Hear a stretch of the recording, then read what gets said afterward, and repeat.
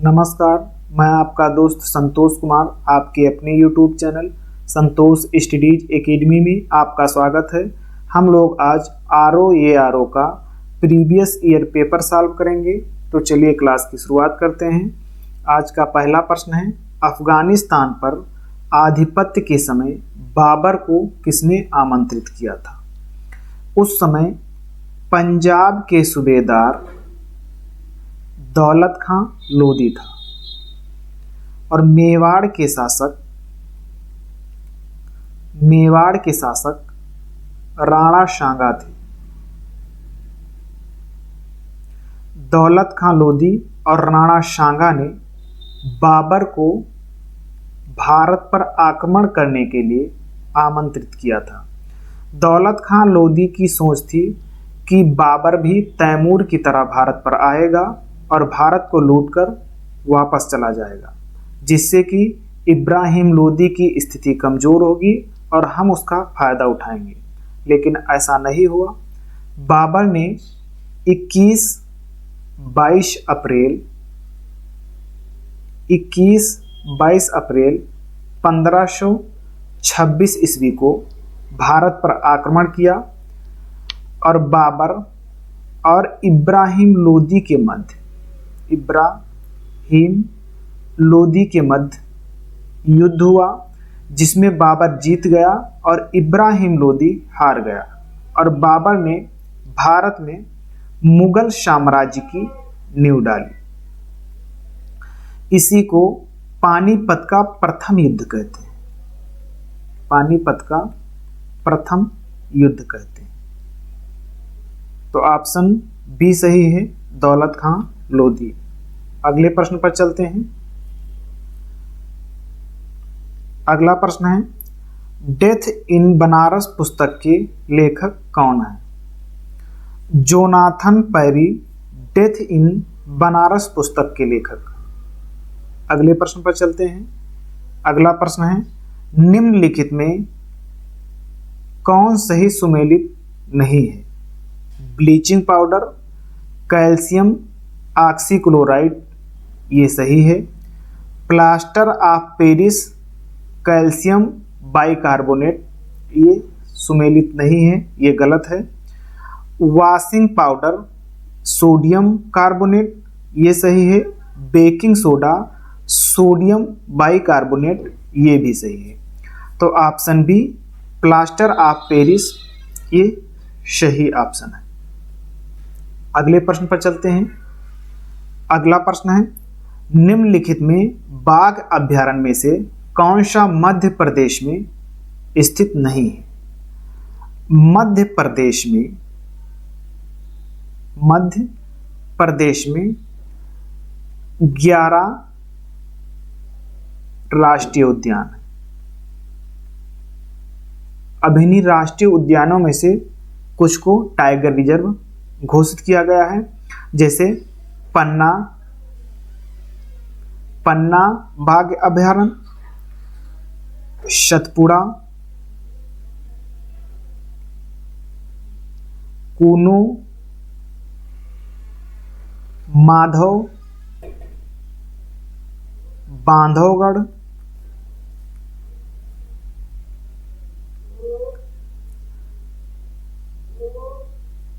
संजय धुबरी। तो Panna national park, Satpura national park, Kuno national park, Madhav national park, Bandhavgarh national park और Sanjay Dhubri national park इत्यादि मध्य प्रदेश के राष्ट्रीय उद्यान हैं। तो बांधवगढ़, कान्हा और धुबरी ये तीनों मध्य प्रदेश के बाघ अभयारण्य हैं और ये अमनगढ़ जो बाघ अभयारण्य है ये बिजनौर जिले में स्थित है। बिजनौर जिले में स्थित है उत्तर प्रदेश में। जो अमनगढ़ बाघ अभयारण्य है ये कार्बेट बाघ अभयारण्य के संरक्षण के अंतर्गत आता है। अब अगले प्रश्न पर चलते हैं। अगला प्रश्न है, निम्नलिखित में से कौन सा कोयला आधारित बिजली संयंत्र उत्तर प्रदेश में? डालीपाली जो कोयला आधारित बिजली संयंत्र है ये उड़ीसा में है। दादरी उत्तर प्रदेश में है। सिंगरौली बिजली संयंत्र उत्तर प्रदेश में है और विंध्याचल मध्य प्रदेश में। इस प्रकार दादरी और सिंगरौली ये दोनों कोयला आधारित बिजली संयंत्र उत्तर प्रदेश में है। तो इसमें ऑप्शन पांचवा ऑप्शन ई है, बी और सी दोनों सही।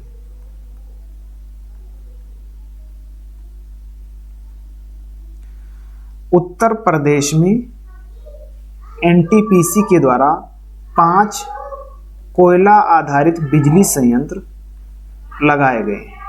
कौन कौन है? एक दादरी, सिंगरौली,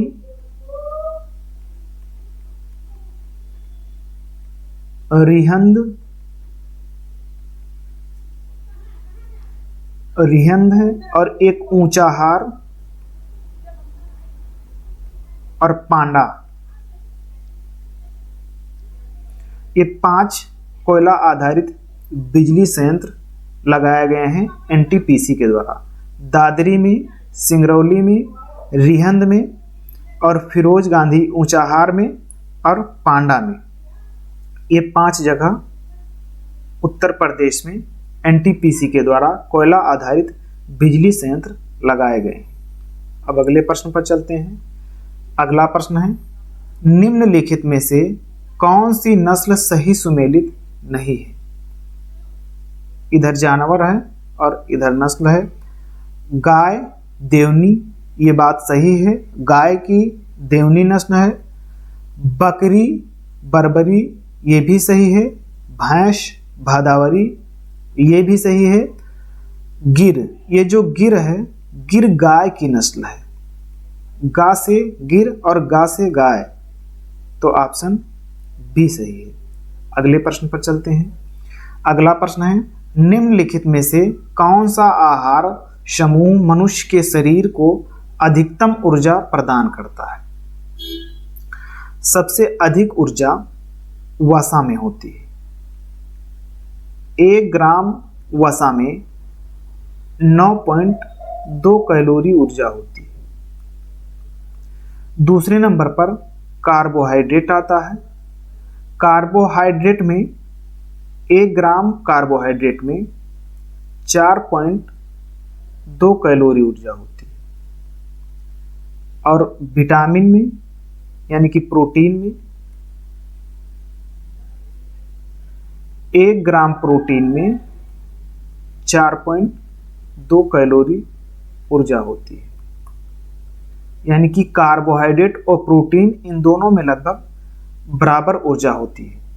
तो वसा, कार्बोहाइड्रेट और प्रोटीन इन तीनों में ऊर्जा होती है। सबसे अधिक ऊर्जा वसा में होती है। 1 ग्राम वसा में 9.2 कैलोरी ऊर्जा होती है और 1 ग्राम कार्बोहाइड्रेट में 4.2 कैलोरी ऊर्जा होती है और 1 ग्राम प्रोटीन में 4.2 कैलोरी ऊर्जा होती है। इस प्रकार कार्बोहाइड्रेट, वसा और प्रोटीन इन तीनों में अधिकतम ऊर्जा होती है। और जो लवण, जल और विटामिन, ये तीनों शरीर की उपापचयी क्रिया में सहयोग करते हैं, इनमें ऊर्जा नहीं होती। अगले प्रश्न पर चलते हैं। अगला प्रश्न है, तीनों गोलमेज सम्मेलनों में भाग लेने वाले भारतीय कौन थे? साइमन कमीशन की रिपोर्ट के आधार पर 1927 ईस्वी में साइमन कमीशन बना था और 1928 ईस्वी में 3 फरवरी 1928 ईस्वी में साइमन कमीशन भारत आया था और इसी की रिपोर्ट के आधार पर 3 गोलमेज सम्मेलन का आयोजन किया गया। पहला गोलमेज सम्मेलन 1930 ईस्वी में, नवंबर 1930 से जनवरी 1931 तक हुआ। दूसरा गोलमेज सम्मेलन सितंबर 1931 से दिसंबर 1931 तक हुआ। और तीसरा गोलमेज जो सम्मेलन था ये नवंबर 1932 से दिसंबर 1932 के मध्य हुआ। जो पहला गोलमेज सम्मेलन हुआ इसका कांग्रेस ने विरोध किया, जिसके बाद 5 मार्च 1931 ईस्वी को 5 मार्च 1931 ईस्वी को गांधी इरविन समझौता हुआ, जिसमें सहमति हुई कि कांग्रेस दूसरे गोलमेज सम्मेलन में भाग लेगा। जिसके उपरांत गांधी जी कांग्रेस का नेतृत्व करने के लिए दूसरे गोलमेज सम्मेलन में भाग लिया। जब दूसरे गोलमेज सम्मेलन में गए तो इनके साथ एक महिला का प्रतिनिधित्व करने के लिए सरोजनी नायडू और एनी बेसेंट भी गई, और इनके जो महासचिव महादेव देसाई थे ये भी इनके साथ में गए। और वहाँ पर जब पहुँचे दूसरे गोलमेज सम्मेलन में, जब गांधी जी ने भाग लिया तो यहाँ अंबेडकर से मुलाकात हुई, और अंबेडकर साहब ने गांधी जी को पृथक निर्वाचन के लिए कहा, जिसके बाद गांधी जी और अंबेडकर के मध्य पृथक निर्वाचन को लेकर विवाद हो गया और दूसरा गोलमेज सम्मेलन असफल रहा और गांधी जी भारत वापस आ गए। यहाँ पर गांधी जी राजपुताना जहाज से गए थे, और ये जो तीनों गोलमेज सम्मेलन का आयोजन हुआ था ये लंदन में हुआ था।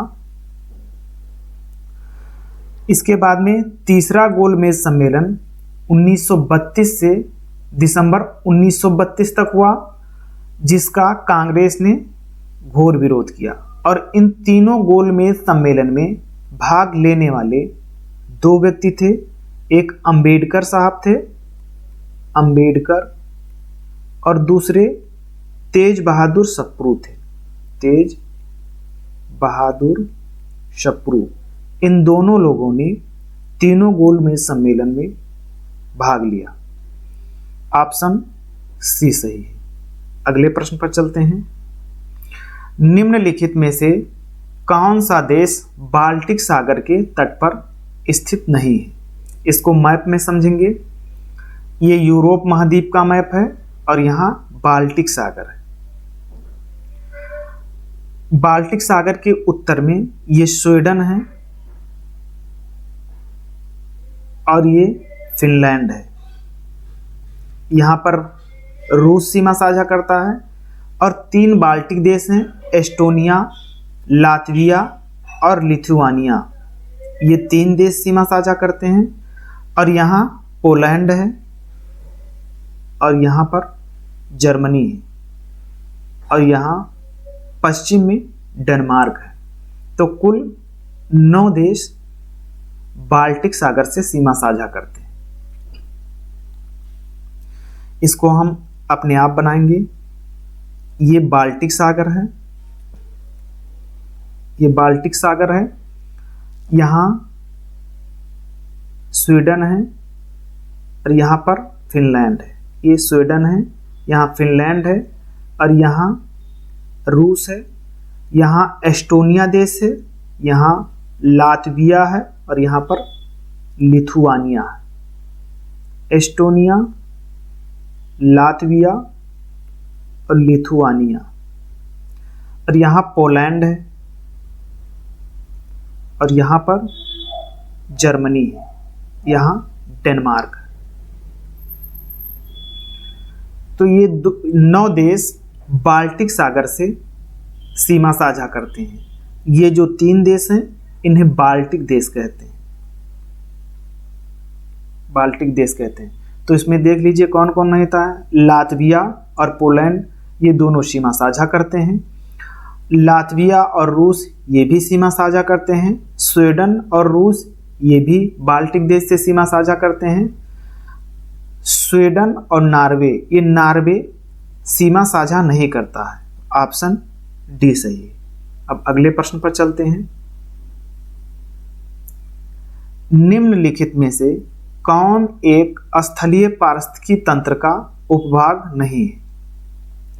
पारिस्थितिकी तंत्र को दो भागों में बांटा जा सकता है।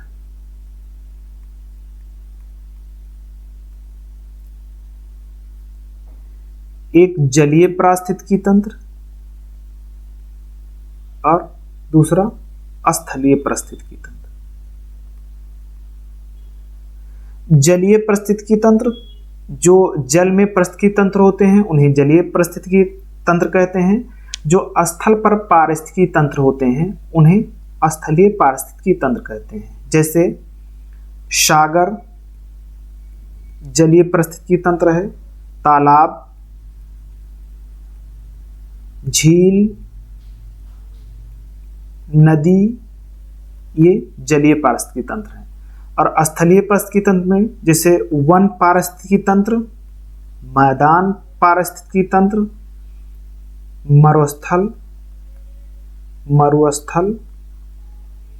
मरुस्थल पारिस्थितिकी तंत्र, घास पारिस्थितिकी तंत्र, ये सभी पारिस्थितिकी तंत्र स्थलीय पारिस्थितिकी तंत्र है। जैसे पर्वत पारिस्थितिकी तंत्र, ये सभी स्थलीय पारिस्थितिकी तंत्र के अंतर्गत आते हैं। जैसे पर्वत पारिस्थितिकी तंत्र, ये स्थल पर पारिस्थितिकी तंत्र है, इसलिए ये स्थलीय पारिस्थितिकी तंत्र है। सागरीय, ये जल पारिस्थितिकी तंत्र है। निम्न स्थलीय पारिस्थितिकी तंत्र, ये स्थलीय पारिस्थितिकी तंत्र है। और अर्धशुष्क पारिस्थितिकी तंत्र, ये भी स्थलीय पारिस्थितिकी तंत्र है। इस प्रकार ऑप्शन बी सही है। ये सागरीय पारिस्थितिकी तंत्र, ये जल पारिस्थितिकी तंत्र है, स्थलीय पारिस्थितिकी तंत्र नहीं है। अगले प्रश्न पर चलते हैं। निम्नलिखित में से कौन जैव डीजल का पौधा है? जेट्रोफा जैव डीजल का पौधा है, इसे रतन जोत भी कहते हैं। अगले प्रश्न पर चलते हैं। मंदसौर प्रशस्ति किस शासक की उपलब्धियों का विवरण प्रस्तुत करता है? ये मंदसौर की रचना वत्स भट्टी ने की थी। और वत्स भट्टी कुमारगुप्त प्रथम के दरबार में रहता था, इसलिए मंदसौर प्रशस्ति में कुमारगुप्त प्रथम की उपलब्धियों का विवरण मिलता है। ऑप्शन डी सही है। कुमारगुप्त प्रथम ने नालंदा विश्वविद्यालय की स्थापना किया था। और चंद्रगुप्त द्वितीय, इनका दूसरा नाम विक्रमादित्य है, इनके दरबार में चीनी यात्री फाहियान भारत आया था। अगले प्रश्न पर चलते हैं। अगला प्रश्न है 1974 ईस्वी में प्रथम कृषि विज्ञान केंद्र की स्थापना कहाँ हुई थी? पांडिचेरी में 1974 ईस्वी में प्रथम कृषि विज्ञान केंद्र की स्थापना हुई थी। भारत में 725, यानी कि वर्तमान में भारत में 725 कृषि विज्ञान केंद्र कार्यरत है। अगले प्रश्न पर चलते हैं। निम्नलिखित में से कौन सी नदी घाटी क्षेत्रफल में सबसे बड़ी है? कावेरी नदी, नर्मदा नदी, महानदी, ताप्ती नदी। महानदी क्षेत्रफल में सबसे बड़ी है। दूसरे नंबर पर कावेरी नदी है और तीसरे नंबर पर नर्मदा है, ये पहले नंबर पर है। और ताप्ती चौथे नंबर पर है। ये ऑप्शन के हिसाब से है। कावेरी नदी का उद्गम स्थल ब्रह्मगिरी पहाड़ी कर्नाटक से है। और नर्मदा नदी का उद्गम स्थल सतपुड़ा श्रेणी के अमरकंटक से है। और महानदी का जो उद्गम स्थल है ये सिंघवा पहाड़ी छत्तीसगढ़ से है। और ताप्ती नदी का उद्गम स्थल सतपुड़ा श्रेणी मुल्ताई जिला मध्य प्रदेश से। कावेरी नदी और महानदी, इन दोनों नदियों का जो मुहाना है वो बंगाल की खाड़ी में है, और नर्मदा और ताप्ती ये दो नदियां भ्रंश घाटी में बहती हैं, और खंभात की खाड़ी में इनका मुहाना है। अगले प्रश्न पर चलते हैं। उत्तर प्रदेश कृषि विधिकरण परियोजना यूपी डास्प किसके द्वारा प्रायोजित की गई थी? 1998 ईस्वी में विश्व बैंक के द्वारा यूपी डास्प यानी कि उत्तर प्रदेश कृषि विधिकरण परियोजना की शुरुआत की गई थी। जो विश्व बैंक द्वारा इसकी शुरुआत की गई थी, ये पहला चरण था। ये 1998 ईस्वी से 2004 तक चला था। इसके दूसरे चरण की शुरुआत राज्य सरकार ने की थी 2007 से 2013 तक चला था। ऑप्शन सी सही है, विश्व बैंक द्वारा इसकी शुरुआत की गई थी। अगले प्रश्न पर चलते हैं। अगला प्रश्न है, उत्तर प्रदेश में कृषक समृद्धि आयोग की स्थापना किस वर्ष की गई थी? कृषक समृद्धि आयोग की स्थापना 2017 में की गई थी, जिसका उद्देश्य 2022 तक किसानों की आय को दोगुना करना था। ऑप्शन बी सही है। अगले प्रश्न पर चलते हैं। स्वच्छ सर्वेक्षण 2021 में उत्तर प्रदेश ने कौन सा स्थान प्राप्त किया है? ये करंट का प्रश्न है। तो छठा स्थान उत्तर प्रदेश ने प्राप्त किया है स्वच्छ सर्वेक्षण 2021 में। अगले प्रश्न पर चलते हैं। पार्वती आरंगा रामसर स्थल के संदर्भ में कौन सा कथन सही है? पार्वती आरंगा रामसर स्थल, इसे 2020 में रामसर स्थल घोषित किया गया। यह गोंडा जिले में स्थित है उत्तर प्रदेश में, और यह पक्षी अभयारण्य है।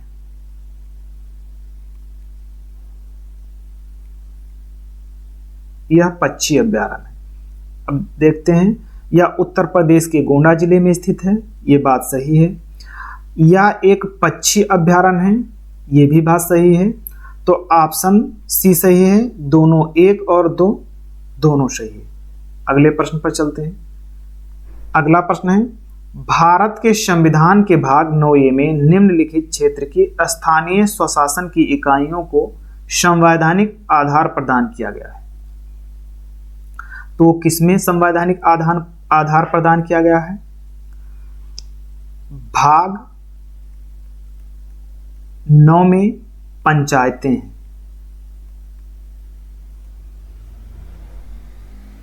नौये में नगर पालिकाएं हैं, और 9B में सहकारी समितियां।